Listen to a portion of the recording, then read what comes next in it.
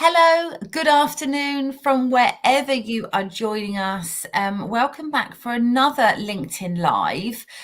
Today's going to take a slightly different format. You will see that I'm not alone. I'm really excited to invite or introduce our guest host today. Today's is going to be a little bit of a different format. We're going to be diving into the Worker Protection Act, the WPA, as it is known in the industry, and the new laws are coming in place to essentially combat sexual harassment in the workplace. And we'll be discussing what these changes mean for you as employers and employees, and how organisations can stay ahead by creating safer and more respectful environments. So I am delighted to introduce my co-host, Hiral Gudka. Hiral is a founder of Convergent, an ED&I consultancy. Our paths crossed a couple of months ago.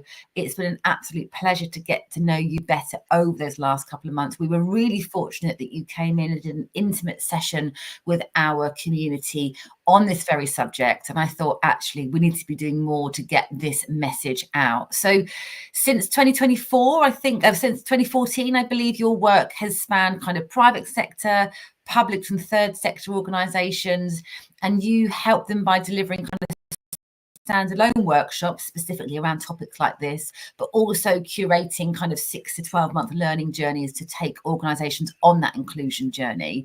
But am I right in saying, Hira, that you've put your focus on sexual harassment this year because of the conversations that you have been having with your employment lawyers? Is that right? Yes, absolutely, Sally. First of all, thanks for setting this LinkedIn Live up, because not enough people are talking about the WPA, and not enough people know what the WPA actually means for employers. So I heard about the law getting royal assent last year. I think I heard about it in November, and I started Googling because I hadn't seen anyone talking about it on LinkedIn. So I started looking into it. I've got quite a few employment lawyer connections because of the work that I do. And I started speaking to them as well. And they said, well, no, we haven't done anything yet. We'll probably do something next year.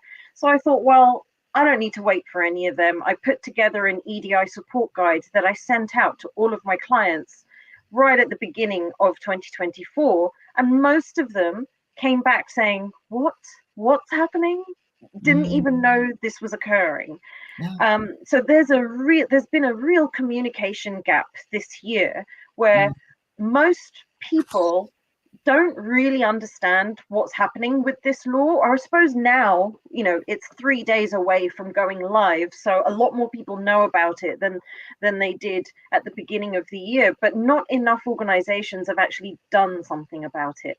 And the reality of this law is that it's changing things for employers to place a higher degree of responsibility on employers. There is now a preventative statutory duty that's going to be in place from Saturday, I believe,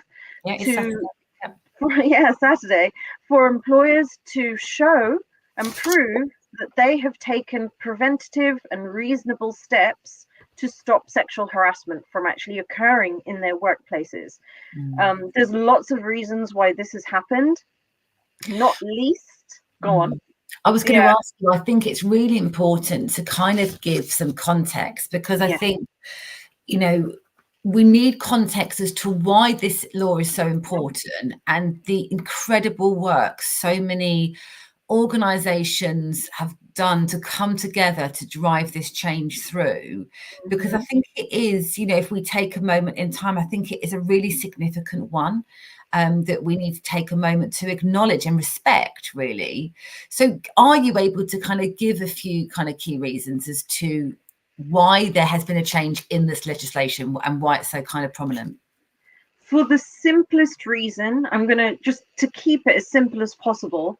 Employers in the UK have got a stunningly bad track record of dealing with sexual harassment appropriately. Okay, that's the fundamental reason, because of this, campaigners have been campaigning since 2017, 2018. They've been lobbying government, and that lobbying finally worked, right? The previous government drafted legislation, and it went through all the channels, and it eventually got approved and got given royal assent last year. The journey started about 5 to 6 years ago. Yeah. But it's basically because employers in the UK have got a terrible record. We are still seeing stories that Red Bull was in the news earlier this year, lots of allegations flying around there, rumors and allegations, I should say. McDonald's has been in the news. Aldi was it Aldi? I think possibly Lidl. I'm afraid I don't remember which one of those two exactly, but they were in the news this year. They lost a case because a teenager who started work at one of their supermarket branches was treated so badly from day one that the judge awarded her £50,000. That's a really high award for someone who had just started work, and invariably in not a very high paid job either. So that organization got it very badly wrong. The CBI was in the news a few years ago. That organization all but fell apart because of the behaviors going on there. And now look at the stuff that's coming out about Harrods. Absolutely. And I think it's also fair to say that, this is also on the back of, a significant and increasing rise of reports of workplace harassment. This doesn't take into consideration the workplace harassment, sexual harassment specifically, that doesn't get reported. But we are seeing a rise, and rightly so, of these reports coming to the surface. And I think you're right in terms of, this law is putting a very much an onus and a responsibility at the feet of the employer. Yes. There's an expansion of that liability. And the expansion is that these employers can now be held accountable for harassment by third parties. So what do we mean by third parties? We mean customers and clients. So if we were to put that into context, let's say you were hosting an event, and the event was to get your customer base in a room, essentially. And at that event, a member of your team was sexually harassed. You would be held liable for that act, essentially. In some way, shape, or form, yes. So what an organization has to do is make it very clear that their employees understand all the different types of protections that are in place for them, that they know what the avenues are for them to turn to if an incident occurs. And then what are they going to do if that incident occurs? How are they going to support their colleague? There is always going to be a limit as to what you can do to hold the other person accountable, because they're not your own employee. But how you actually deal with it for your colleague, whether or not you've made it very clear, and however you choose to do that, but whether you've made it clear to guests entering your space that they must exhibit acceptable behavior. Different organizations will do it in different ways. For example, if we look at Brewdog, we have members of the public going into their bars, but they have very clear signage that's always been in place for a long time, that says unacceptable behavior won't be tolerated. It's written in a much more cool way, and it's written in a user-friendly way, but effectively the message is, if you act up, you're going to get thrown out. We're not going to put up with it. We're not going to subject our staff to you. And so employers are going to have to find their own appropriate ways of making sure that message gets across to suppliers, customers, clients, and members of the general public, if your employees are exposed to members of the general public. Absolutely. Now, I want to do a deep dive on one part of this legislation, but I also kind of want to put a pin in it. And that is that, this new law really shifts the focus to prevention and proactive measures. But I do want to put a pin in that just for now, because I think that is so important. It needs a section of its own. But I think let's kind of take this back a couple of steps, and especially the work that you do with clients and the amazing webinar that you put on for hours. What are the common problems that are faced by most organizations? Most organizations, there's the most common problems are, first of all, your leadership team don't know that this law is even coming into place. What they don't realize is that their exposure to reputational risk and financial risk increases as of Saturday. Now, if they don't know this, the people in this audience, most of them I'm thinking are going to be HR directors, chief people officers. They need to make sure their leadership team understands the ramifications of this. And, it's very possible you may have leaders that aren't quite bought into it. You may have leaders that are a little bit apathetic, who are saying, we'll deal with it if a problem comes up. Sure, you can do that if you want to, but it's not prudent. And the question I would be asking is, if you're the leader of an organization, it is your job to be a guardian of the culture, to be a guardian of the bottom line as well. So if you're not doing something about this, I think it's a dereliction of duty.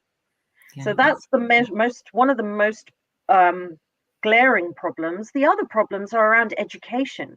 Most people don't even know the full gamut of behaviors that can be considered sexual harassment. Most people think sexual harassment starts with inappropriate touching and then, over to the really dark stuff.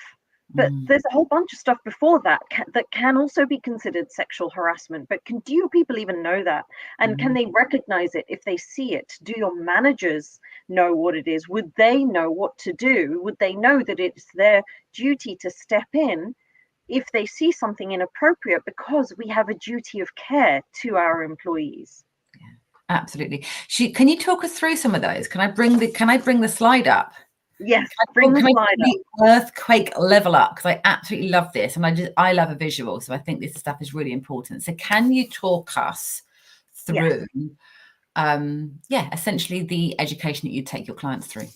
Okay, so I always start with the spectrum of incidents, which can be any sort of unwanted incident in the workplace, right? And I draw the analogy with the Richter scale. So at the lowest end of the scale, number one, there's no earthquake happening, there's no vibrations being detected.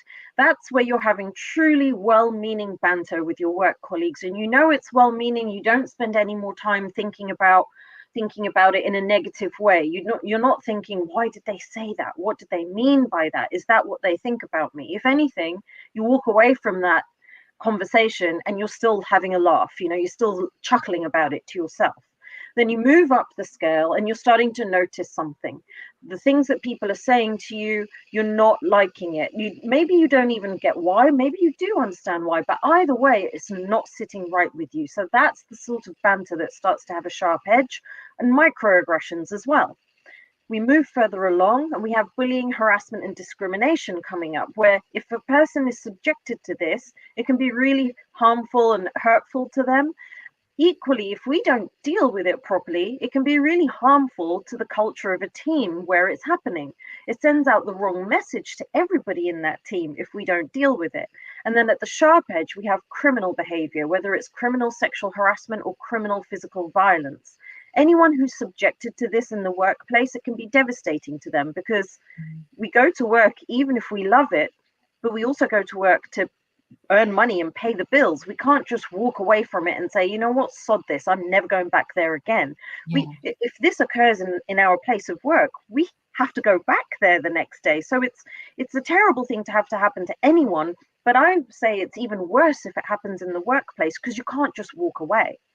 So we have to put all of these behaviors into context with each other so that we can help our people understand that how we choose to fix the situation will vary depending on what the actual behavior is. If we go nuclear over banter and microaggressions, then I'm afraid I see it as actually devaluing truly harmful behavior like bullying, harassment, discrimination, and criminal behavior. Because then what are we going to do if we're going nuclear over the little things? So we have to be able to put this into context, to then put the spectrum of sexual harassment incidents into context.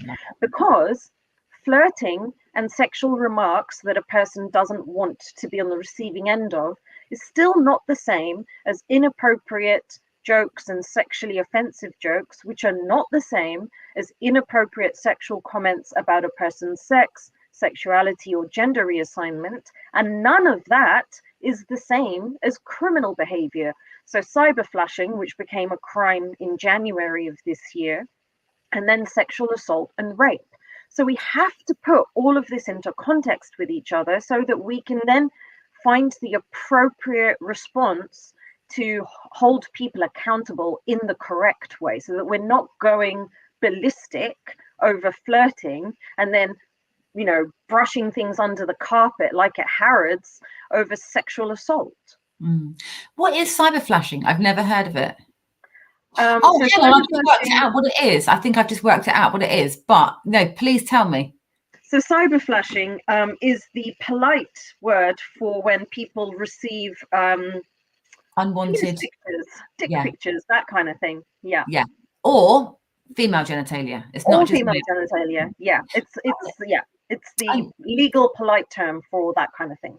Oh, okay, brilliant. Well, I've definitely learned something new today. But I think it, you know, on that point, this isn't just male perpetrators, right? Yeah. And that's actually a very strong word. This isn't just unwanted attention from males. I think it's fair to say that there are more cases reported of unwanted behavior from males than from females, but this is across the board, you know. And you know, in terms of non-binary folk as well, Yeah. this is not one way. So although there's been a lot, you know, lots of the lobbying was happening, you know, took place by organizations that stood against violence towards women, and absolutely rightly so. I think this is really important to point out that this isn't just focusing on one gender, essentially. But I think that's a really important point that you're making in terms of how you would then deal with, in inverted commas, these different types of behavior. But one thing I did want to ask you to kind of elaborate on, and which I think is really important in this education piece, is, do individuals understand that although on the earthquake or the Richter scale, flirting or sexual remarks aren't as catastrophic, but it's still sexual harassment? You know, if you were to receive an unwanted text or an email or a phone call or a comment from someone, it still is sexual harassment, and it still shouldn't be tolerated. Yes, if you don't want it, and if it's creating a hostile environment or a degrading environment for you, then you are totally within your rights to ask for that behavior to stop.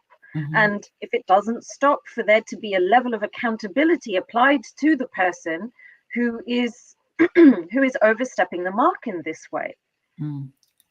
So in terms of, like, you know, you've gone into a client and you've delivered this presentation, what are the typical webinar education piece? What are the typical things that the clients then go off and do off the back of your recommendations, and what support do you give them to kind of achieve those things?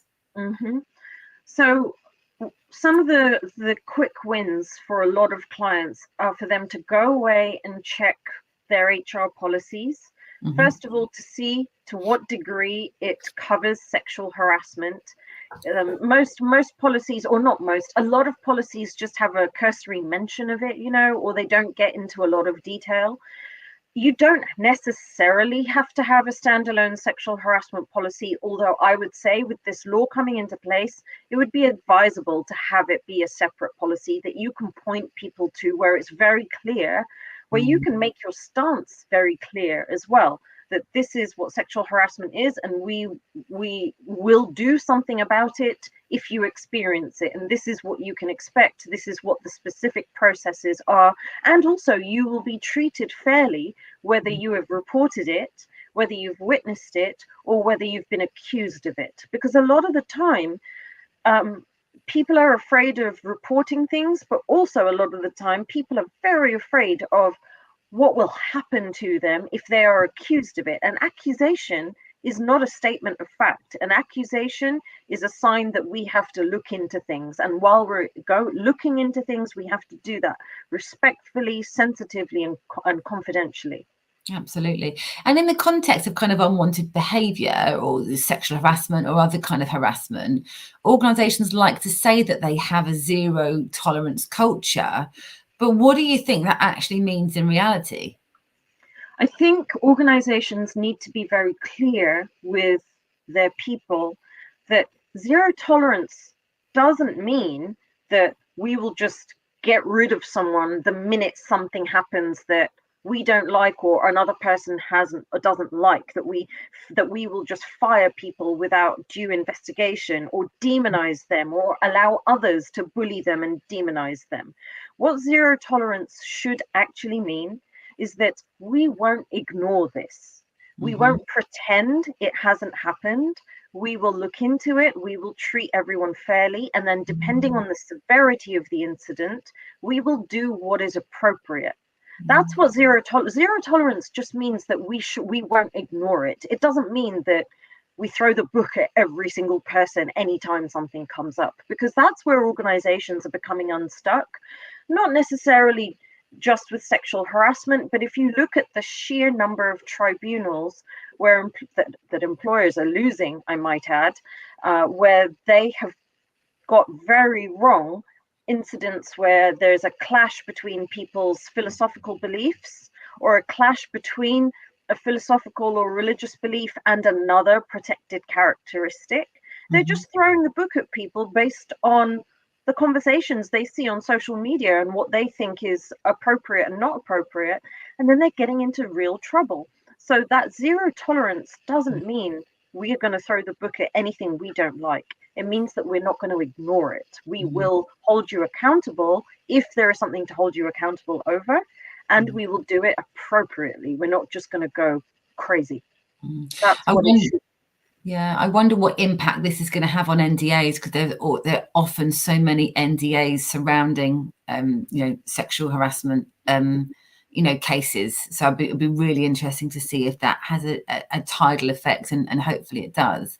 But I want to talk about, just for this kind of last section of this discussion around the emphasis that this law has on prevention, which I think is a really bold step. I was lucky enough to be invited to an event that Beringa Management Consultancy put on yesterday, and we did a really kind of deep dive on the kind of prevention piece. What I was, really impressed with from their perspective is they have this built into their ERG, their Men Ally program, and actually what one of their key pillars is: how do we prevent this ever happening again? How do we hold female safety, specifically within their kind of ERG work, paramount and front and center of the work that we do?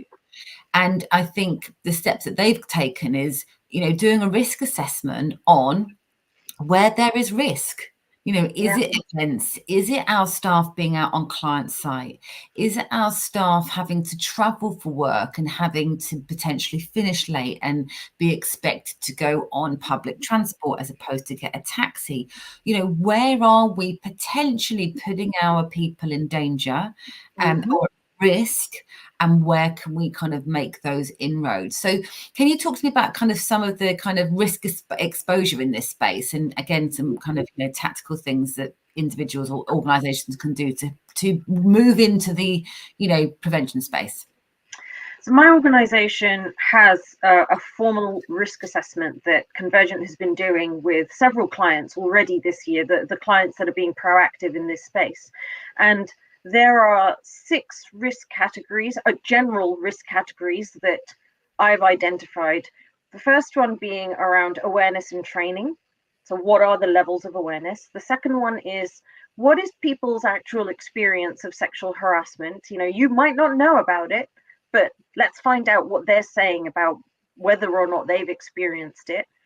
What about reporting? If they've experienced it, have they reported it? If they've never experienced it, would they report it, and why? How satisfied are they with management in all sorts of ways? Their managers, senior leaders. What's the sense around how seriously management takes sexual harassment? The 5th risk category is support that's available for them.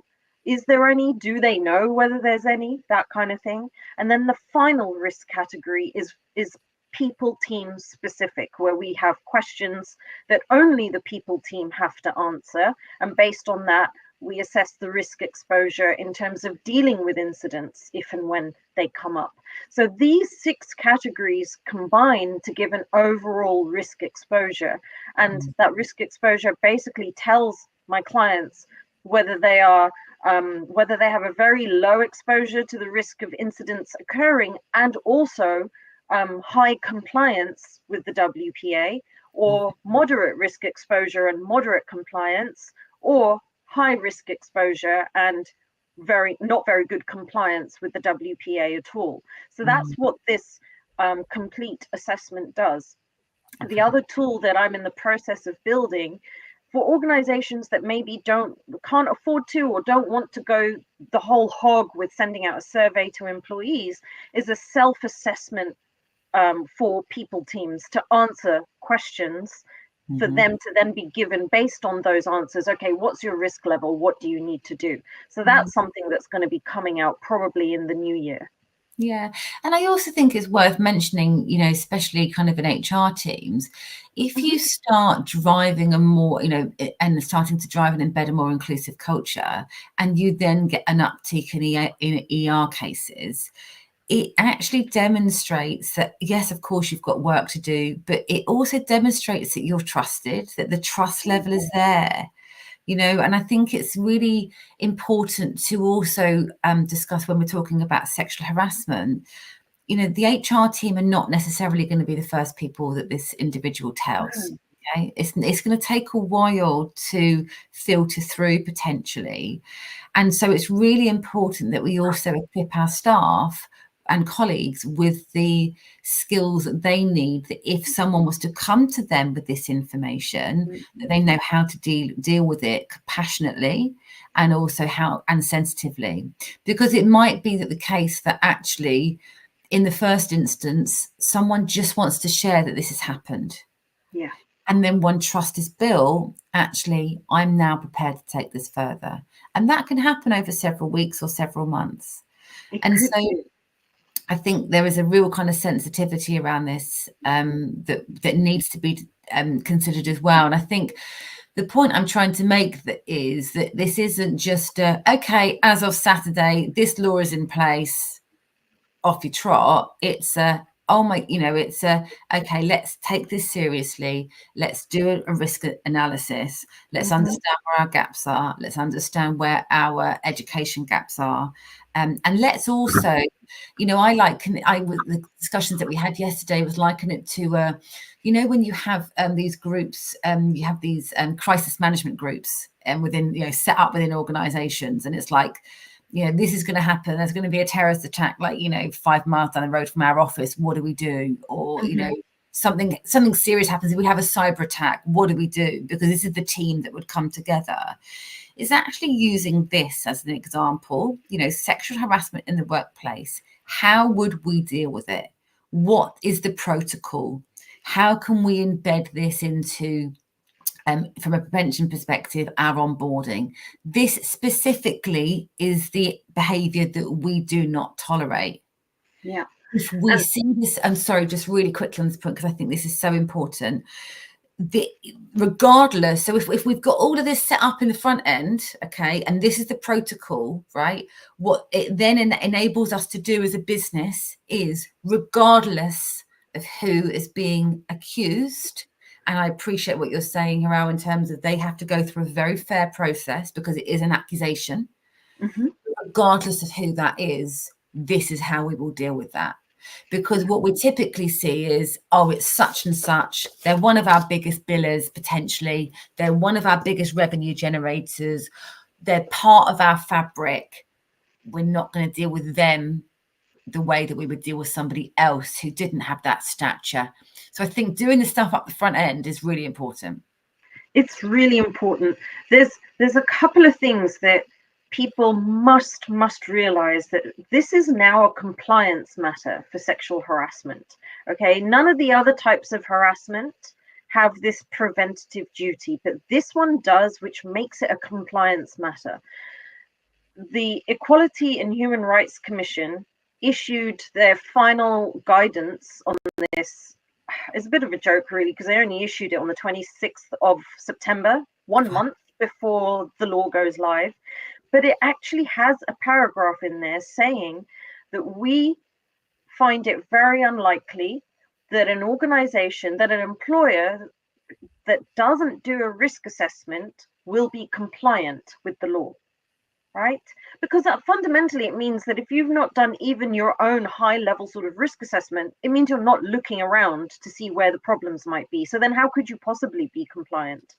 And related to what you were saying around how managers are usually the first people to hear about this stuff or maybe see it, it's almost a cruel joke that this law is coming into effect just a matter of weeks before Christmas party season kicks off. So there's that. But managers are the first people who are likely to hear about sexual harassment. Have you trained your managers? Have you made them aware that they need to consider their own biases, their own assumptions, their own ideas of what a victim looks like and how a victim should be acting, and their own ideas of what a perpetrator looks like? Because situations will occur that challenge those assumptions. Not every perpetrator is a man, not every victim is a woman, and all the other intersectionalities aside for a moment, most people, when you ask them, who do you picture when we say a perpetrator of sexual harassment, most people say, I picture a man. And when you say, picture a victim of sexual harassment, who do you see? Most people say, I picture a woman. And so if the situation in front of you doesn't match that and you react in a less than appropriate way, that will also form part of the problem if it then goes to a tribunal. And one final thing about this is your pool of investigators, whoever they are, whether it's your people team or whether you have other people as well within the organization that you call on to help you investigate, your pool of investigators also need to understand the nuances of sexual harassment, because it's very different to any other kind of investigation they might do, other types of harassment or discrimination, or even, the health and safety investigations. They need to understand the nuances of sexual harassment, not to train them in how to do an investigation. Hopefully you've already done that, but do they understand how their own biases could impact the outcome of an investigation? Do they understand that if they get asked to do an investigation, that they should think very clearly around whether or not they're the right person to do it? Because maybe they can't interrupt their biases, which makes them the wrong person for the job. But you need to get them thinking about these things, because if you don't do that, and then it ends up at a tribunal and all this stuff comes out, that this was how the manager reacted, this is how the investigator carried out their investigation, this all forms part of the preventative duty.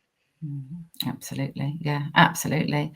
It's absolutely fascinating, and I think it's such an important conversation that we need to be having. And like you said, multifaceted and very nuanced. So it isn't something that we can think, oh yeah, we do that. And I think as well, in terms of that risk assessment thing, I think some businesses feel potentially what's the word I'm looking for? That they nervous, reticent at sending out another another employee survey. But I think if you've already got an employee voice tool, I think you would be able to find some content that potentially shows that you have got risks. And because we tend to see employee voice tools being used for exactly that. This is stuff that I am unhappy with in the organization. But also, I think my advice would be, don't think this is going to be like a one-hit wonder. Okay, we've done it and we are compliant. If you start asking questions around inappropriate sexual behavior in the office, you are more than likely going to uncover some behaviors that are going to need to be challenged. And so I think, go into this thinking, knowing, seeing it for what it is, which is it's a telescope inside the organization that you're going to need to take some action on, essentially. Yeah, I think taking action is a non-negotiable. Organizations just need to figure out what those actions need to be. There's going to be people who are thinking, this is the last thing we need as an organization, another compliance matter. And I understand that there might be frustrations around that. But the reality is, as I said near the beginning, if organizations had been doing this, had been holding people accountable effectively ahead of this, because the law is already there, the Equality Act, then this wouldn't have needed to be turned into a compliance matter. And I guess to just add on to that, if you don't want all the other types of harassment to be turned into a compliance matter, start dealing with things effectively when you hear about them. Oh, absolutely. And that kind of challenge, I know that we're kind of running out of time, but that challenging the behavior in the moment, employees and colleagues need training. They need to have a safe, inclusive environment to be able to do that. Yeah. And I think it's such an important thing to do. I'm not comfortable with that. I don't like what you just said there, whether it's directed to you or not, having the confidence to say that and to create an environment where that is, like a brew dog. This is how we say it here. This is how we address things here. I think is a really, it's a fundamental piece of, developing and involving, a sustainable culture that everyone wants to work in. So, yeah, really important. Have you got any final words of wisdom to share other than, and I will finish it off with how people can get in contact with you, but have you got any final wisdoms, of pearls of wisdom you can share with us? I would say don't be afraid of it. There are some very concrete steps that organizations can take, and it doesn't have to be scary. It doesn't have to be complicated. We just have to start taking those steps one step at a time. You might not have done anything or so far, but that doesn't mean that you've immediately failed. The law comes in 3 days. You've still got time. You can start taking steps next week. It's okay, but just make sure you do something. And if your leadership, and if the thing that you're struggling with is your leadership team, then maybe you need some support in communicating to them how important this is. And that's where I think a lot of EDI work often falls down. People fail in the communication of the importance of any given area, and then nothing happens. So get your message on point and get your leadership team to listen to you. Absolutely. And just to kind of summarize, specifically, what is it, the support that you offer clients? So if I was in this position, I'm watching a snippet or I'm watching the playback of this and I'm like, oh my, number one, I didn't know this was happening, or number two, I did know this was happening, but I probably didn't appreciate the complexity and the severity of this law coming in. How can you help me? So I have sexual harassment workshops. I also have a sexual harassment digital learning module. So that might be because you've got a very small number of people or a very big number of people, and it's just more efficient to put them through a digital learning module. I have sessions that are targeted at managers and anyone who's got people management responsibilities. So people right from the top of your organization to the most junior manager you might have. But also I have the session for investigators so that they can have an opportunity to understand and talk to each other and ask me questions about the nuances of sexual harassment. Those things are really essential. And then of course there's the full-blown WPA risk assessment, for which you get a recommendations report with very clear actions that you can take to reduce your overall risk exposure, whatever it might be, coming out of the findings. Amazing. Fantastic. Brilliant. Thank you so much. What we will also do as soon as this stream has ended, which will be in a couple of minutes, here I will go on to the comment section of that stream and put all of her contact details. So please get in touch direct, and let's make all of our workplaces preventative of any type of sexual harassment. So yeah, big landmark move in the right direction. And yeah, really, really thrilled that you've come and shared you've come to share your wisdom with us. So thank you so much. Thank you so much for the opportunity, Sally. I really appreciate it. Speak to you soon. Keep safe, everyone. See you later.